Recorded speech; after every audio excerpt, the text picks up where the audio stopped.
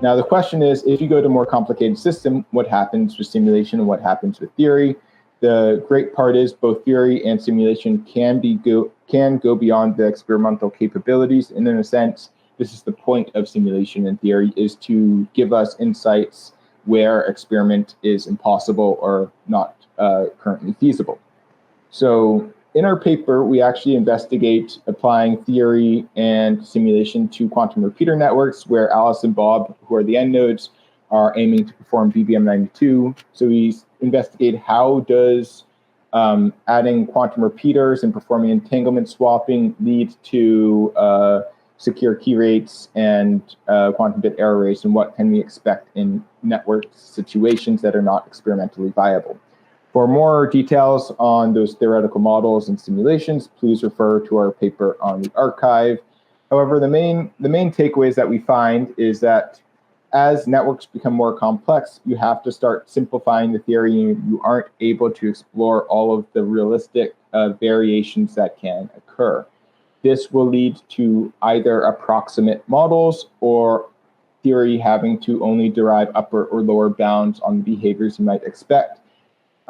Simulation is actually able to not only accurately model theory when we maintain all the same assumptions, but as we start to deviate from those assumptions, we're able to just adjust physical parameters in our simulation. Adjusting these physical parameters may make the theoretical model fail, but our simulation's core principles will still hold, and it's able to iterate the timeline of the quantum system, and is able to, on the fly, simulate or emulate the behavior of the system. So this means that simulation is able to accurately model physical realism at larger scales than theory. However, if the system becomes too large, simulation will no longer be efficient, and you'll only be able to rely on theoretical approaches. So to put some comparison about the advantages and disadvantages of theory versus simulation, I will just reiterate again that they are complementary tools and shouldn't really be put at odds with each other. You should be considering how can you apply both. They are great tools for doing different things. So the first thing is theoretical analysis can scale to arbitrary system sizes. If you have a very large system that you're looking at, you should see what can theory do for me in the system. And what it can generally do is prove quantitative statements about the security and quality of your quantum network applications. These quantitative statements are very important for understanding whether something is feasible and whether it can or cannot be done. It's also important to point out that if you have a theoretical expression, it's incredibly efficient to just make estimates using that expression. So all the hard work is coming up with an expression. Once you have that expression, it's very simple and easy to gain insights from it. So on the other hand, simulation, its main advantage is that it can outperform humans in both arithmetic and information storage. A computer can do things that humans cannot. Simulation is able to emulate network behavior and give you insights into how a protocol might actually operate or experiment might actually look in practice.